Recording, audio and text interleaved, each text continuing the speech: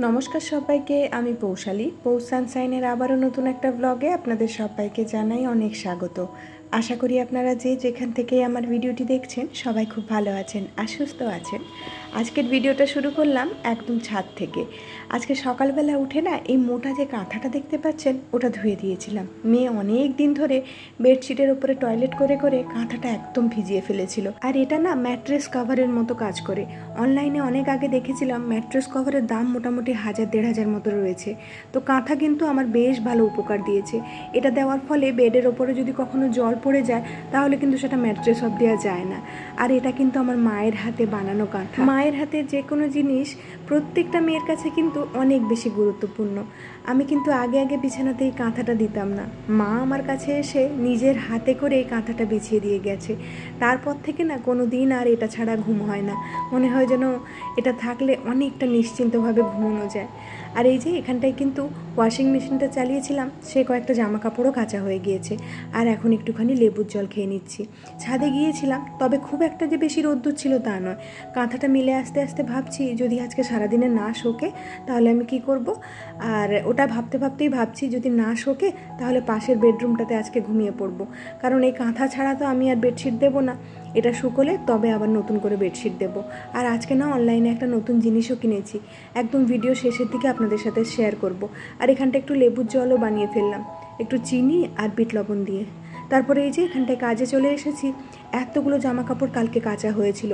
হাফটা হাতে কেচেছিলাম আর হাফটা মেশিনে কেচেছিলাম। এত জামা কাপড় তো একসাথে মেশিনে কাচা যেত না।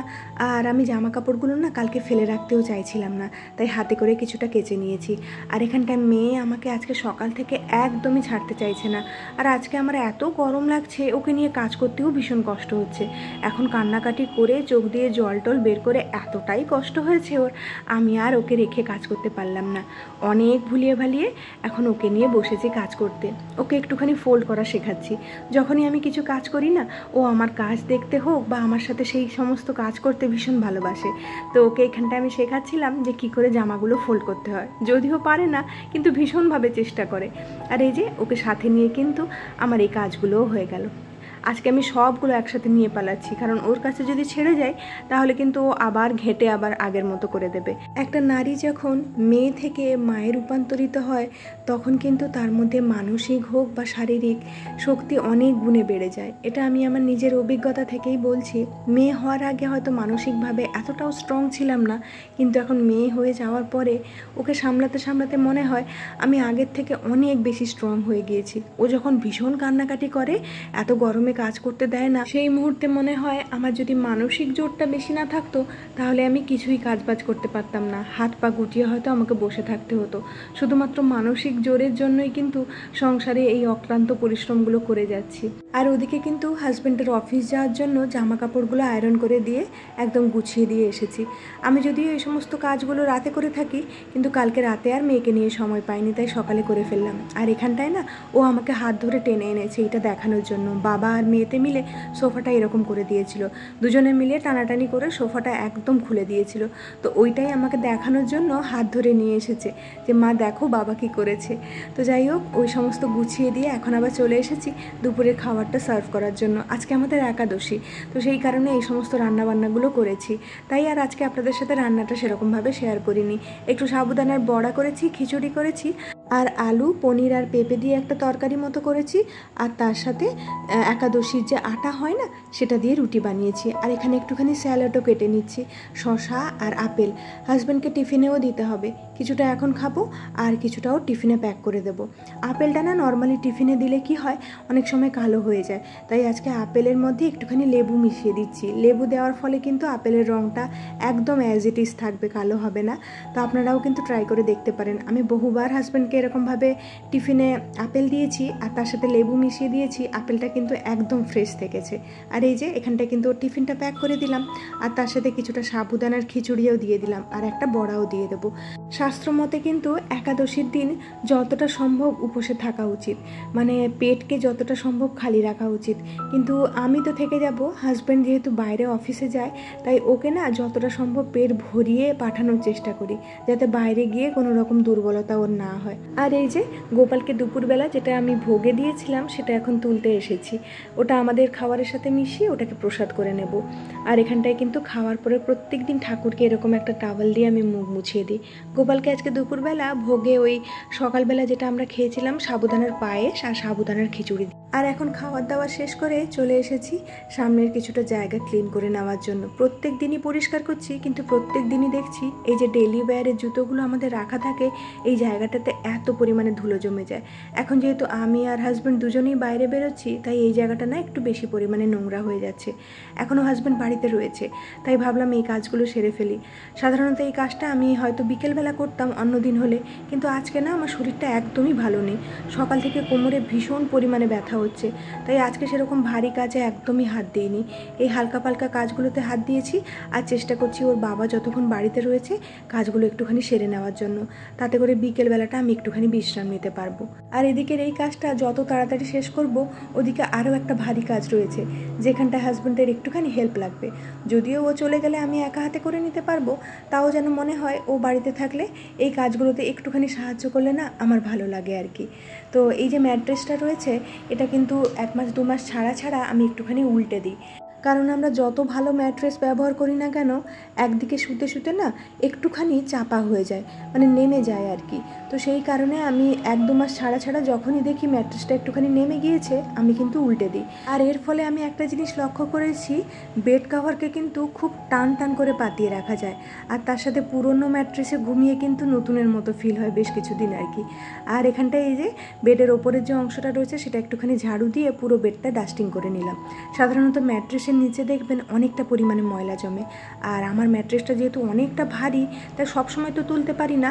এই 1 মাস 2 মাস ছাড়া ছাড়া যখনই তুলি বেডের নিচটা এরকমভাবে ক্লিন করে ফেলি। আর এই যে হাজব্যান্ডের হেল্প নিয়ে কিন্তু এখন আমি ম্যাট্রেসটাকে আবার পাতিয়ে দিলাম। মেয়েকে এখন ঘুম পাড়িয়ে দিয়েছি, হাজব্যান্ডটা অফিস বেরিয়ে গিয়েছে। যেহেতু ওই বেডে এখনও অবধি কিছুই দেওয়া হয়নি, তাই আজকে এই বেডরুমটাতে ওকে ঘুম পাড়িয়েছি। আর এখানটাতে খুব ভালো রোদ্দুর আসে এই সময়টা, তো সমস্ত কিছু বন্ধ করে দিয়ে যাচ্ছি যাতে বেশ কিছুক্ষণও ঘুমোয়। আজকে বিকেলবেলা ওঠার আমার একদমই ইচ্ছে ছিল না, কিন্তু সকালবেলা কর্তামশাই এতগুলো সবজি বাজার করে এনেছে, বাইরে পড়ে রয়েছে, আর এত গরমে না ভাবলাম যদি ভেপে যায় এরকমভাবে, তো এটাকে একটুখানি ক্লিন করে ফ্রিজের মধ্যে রেখে দিই। তো এখানটায় আমি এর মধ্যেই আজকে জল ভরে নিচ্ছি। আগে আগে না আমি একটা বড় জায়গার মধ্যে জল নিয়ে সবজিগুলোকে ক্লিন করতাম, কিন্তু আজকে দেখলাম এত সময় আমার কাছে নেই, তাই বেসিনের যে মুখটা রয়েছে সেটা একটা পলিথিন দিয়ে ব্লক করে দিয়েছি। আর বেসিনের মধ্যে দেখুন এরকমভাবে জল ভরে নিয়েছি। খাওয়ার পরে কিন্তু বেসিনটাকে খুব ভালো করে আমি ক্লিন করে নিয়েছিলাম, তাই হাইজিনটা কিন্তু মেনটেন রেখেছি। আর এখানটায় এটাকে বেশ কিছুক্ষণ আমি নুন জলের মধ্যে এরকমভাবে ফেলে রেখেছি। নুন জলের মধ্যে বা বেকিং সোডা মিশিয়ে জলের মধ্যে যদি সবজিগুলোকে কিছুক্ষণ ফেলে রাখা যায় 5 থেকে 7 মিনিট, তাহলে কিন্তু সবজির ওপরে যে কোনো ধরনের জার্মসকে খুব তাড়াতাড়ি মেরে ফেলা যায় আর কি। তো এই যে এখানটায় আমি কিন্তু সমস্ত সবজিগুলোকে এরকম একটা কাপড়ের মধ্যে বিছিয়ে দিলাম আর বেশ কিছুক্ষণ শুকিয়ে নেব। আর তার মধ্যেই কিছুগুলো কাজ আমি করে এসেছি, আর তারপরে একটা মোটা টাওয়াল দিয়ে সবজিগুলোকে ভালো করে মুছে নিচ্ছি। সবজি যদি অনেক দিন ধরে ফ্রিজের মধ্যে ফ্রেশ রাখতে চাই আমরা, তাহলে কিন্তু সবজিগুলোকে যতটা সম্ভব শুকিয়ে ফ্রিজের মধ্যে স্টোর করে রাখা উচিত। আর বেশ কিছুদিন আগে আপনাদের সাথে শেয়ার করেছিলাম যে ফ্রিজে অর্গানাইজেশনের জন্য না আমি কয়েকটা বাস্কেট কিনেছিলাম মিশো থেকে, কিন্তু এখন না সেগুলো ব্যবহার করছি না। ওই যে বাবার বাড়ি গিয়েছিলাম সেই যে তুলে রেখে গিয়েছিলাম, তারপরে কিন্তু আর ব্যবহার করা হয়নি, কারণ আবারও কিছুদিনের মধ্যে না আমি এক জায়গাতে যাব, আর সেখানে মোটামুটি 15 থেকে 20 দিনের আমার থাকার কথা রয়েছে। তো সেই কারণে ঘরের কিন্তু বেশিরভাগ জিনিস তুলেই রাখা রয়েছে, মানে যেগুলোকে পরিষ্কার করে রেখেছিলাম আর কি। তো মোটামুটি এখন কয়েকদিনের জন্য সংসারটাকে চালিয়ে নিচ্ছি, আবার ওখান থেকে ফিরে একদম ফুল ফোর্সে সংসারটাকে গুছিয়ে নেব আর কি। তো এখানটা সবজিগুলো গোছানোর জন্য আমি এরকম ব্যাগ ব্যবহার করছি। এই ব্যাগগুলো আমি আগেও ব্যবহার করতাম। তো আপনারা যদি বাস্কেটের মধ্যে সবজি না রাখেন তাহলে কিন্তু এরকম ধরনের কাপড়ের ব্যাগও ব্যবহার করতে পারেন। তাছাড়া আমি লক্ষ্য করেছি খবরের কাগজের মধ্যে যদি মুড়ে সবজিকে রাখা হয় তাহলে কিন্তু সবজি অনেক দিন ফ্রেশ থাকে। আর আমি এখানটা কিছু সুতির কাপড়ও ব্যবহার করেছি কিছু সবজিকে ফোল্ড করে রাখার জন্য। আর এই যে কয়েকটা ফলও এনেছিল ওর বাবা, এগুলোকে ভালো করে ধুয়ে ফ্রুট বাস্কেটের মধ্যে রেখে দিলাম। আর এই দুটো লেবু মার্কেট থেকে আনা হয়েছিল। তো লেবুগুলোকে সাধারণত আমি এই ট্রেগুলোর মধ্যে রাখি। তো এই ট্রেতে একটা টিস্যু পেপার দিয়ে তার উপরে লেবুগুলো রাখি আর কি। তো এখন কিছু কাঁচা লঙ্কাও ছিল, সেগুলোর বোটাগুলো ছাড়িয়ে নেব। বোটা ছাড়িয়ে কাঁচা লঙ্কা রাখলে কিন্তু অনেক দিন অবধি ফ্রেশ থাকে। আগে যখন এই লঙ্কাগুলো আমি স্টোর করতাম তখন এই ট্রের নিচে একটা টিস্যু আর উপরে একটা টিস্যু দিয়ে রাখতাম। মোটামুটি 1 মাস মতো দেখেছি কাঁচা লঙ্কা কিন্তু বেশ ভালো থাকে। আর এখানে কাজ করতে করতে আগের দিনের ভিডিওতে করা কয়েকটা মিষ্টি মিষ্টি দিদিভাইদের আমি নামগুলো নিয়ে নিই। অর্পিতা হালদার, পিয়ারের ফ্যামিলি লাইফস্টাইল, দীপা দাস, অনু মিনি ব্লগ, আর ঈশিতা সাহু, আরাধনা সাহু। আর একজন নতুন বন্ধু রয়েছেন সন্তোষ কুমার দে। তো উনি কিন্তু আমাকে কয়েকটা খুব ভালো গাছের নাম সাজেস্ট করেছেন যেগুলো কম রোদ্দুরেও ব্যালকনিতে হয়। তো ওগুলো হচ্ছে ফুলের গাছ। আমি চেষ্টা করব পরের বারে আমি যখন নার্সারিতে যাব এই ফুল গাছগুলোকে এনে লাগানোর জন্য। আর এই যে এখন প্রায় সন্ধে হয়ে গিয়েছে আর এই কাঁথাটা কিন্তু একদম শুকিয়ে গিয়েছে। ভেবেছিলাম শুকোবে না, কিন্তু বিকেলের দিকে খুব ভালো রোদ্দুর ছিল, মোটামুটি শুকিয়ে গিয়েছে। আর এখন যেটা আপনাদের সাথে ভিডিও শুরুতে শেয়ার করব বলেছিলাম সেটাই দেখাচ্ছি। অনলাইনে না আমি এটা কিনেছি, এটা আমার খুবই দরকার ছিল। যখন বাবু হয়েছিল বাবার বাড়ি থেকে আসার সময় আমি দুটো এনেছিলাম, একটা ওই বেডরুমে দেওয়া রয়েছে আর একটা এই বেডরুমে ছিল। আর এই বেডরুমেরটা বেশ কিছুদিন হয়েছে ছিঁড়ে গিয়েছিল। তো সেই কারণেই আমার এত সমস্যা হচ্ছিল। যেহেতু বেবি এখন অনেকটা ছোট রয়েছে, তাই এই জিনিসটা না হলে কিন্তু ম্যাট্রেসটা খুব তাড়াতাড়ি খারাপ হয়ে যায়। আর এটা আমি না অ্যামাজন থেকে নিয়েছি। আপনাদের যদি কারোর দরকার হয় অবশ্যই কমেন্ট বক্সে জানাবেন, আমি নেক্সট কোনো ভিডিওতে আপনাদেরকে লিঙ্কটা শেয়ার করে দেবো। খুব কম দামের মধ্যেই পেয়ে গিয়েছি। আর এই যে দেখুন বেডের মধ্যে কিন্তু খুব সুন্দরভাবে ফিট হয়ে গিয়েছে। একটুখানি দুদিকে ছাড় গিয়েছে বটে, তবে এই যে ইলাস্টিকগুলো রয়েছে না এর কারণে বেডের মধ্যে খুব সুন্দরভাবে টান টান করে পাতানো থাকে আর কি। আমি বেশ কয়েকদিন হয়ে গেল ব্যবহার করছি, যখন আপনাদেরকে ভয়েস দিচ্ছি মোটামুটি 3-4 দিন হয়ে গিয়েছে এটা আমি ব্যবহার করছি। আমার তো খুবই ভালো লেগেছে। মোটামুটি বাচ্চাদেরকে যতদিন না টয়লেট ট্রেনিং করানো যায় ততদিন কিন্তু এই জিনিসটা মাস্ট হ্যাভ একটা জিনিস। আর আমার বাড়িতে তো এখনও অবধি এটা ব্যবহার করা হয়। ছোট থেকেই দেখছি মা বেডের তলায় এরকম ওয়াল ক্লথগুলো দিয়ে রাখে, কারণ আমার একটা খুব বাজে অভ্যেস রয়েছে, আমি বিছানাতেই না জল নিয়ে ঘুমোই, মানে জলের বোতল নিয়ে ঘুমোই। আর মাঝে মধ্যে ঘুমের ঘরে জল খেতে গিয়ে বিছানাতে জল ফেলে দিই। তো সেই কারণে ছোট থেকে আমার বাড়িতে এই জিনিসগুলো ব্যবহার করা হয়। আর আমার মেয়ে এটা পেয়ে এত খুশি হয়েছে, মানে নতুন জিনিসটা দেখে। তো বেডের ওপরেই বেশ কিছুক্ষণ ঘুমিয়েছিল, উঠতে চাইছিল না একদম। তো ওকে কোনো রকম ম্যানেজ করে আমি বিছানা চাদরটা পাতিয়ে দিয়ে এখন চলে এসেছি গাছে একটুখানি জল দেওয়ার জন্য। সাধারণত গাছে আমি দুবেলা জল দিয়ে থাকি, হয় সকালবেলা দিই, না হলে এই যে বিকেলবেলা রোদ চলে যাওয়ার পরে তারপরে জল দিই। মানে গরম থাকাকালীন কিন্তু গাছে একদমই জল দিই না। তাহলে চলুন আজকের মতো আপনাদের থেকে আমি এখানেই বিদায় নিচ্ছি। খুব শিগগিরই দেখা হচ্ছে নেক্সট আরেকটি ব্লগে। ততক্ষণের জন্য সবাই খুব ভালো থাকবেন, সবাইকে খুব ভালো রাখবেন আর নিজের যত্ন রাখবেন। আজকের ভিডিওটা কেমন লাগলো অবশ্যই জানাতে ভুলবেন না। তাহলে দেখা হচ্ছে নেক্সট আরেকটি ব্লগে। টাটা।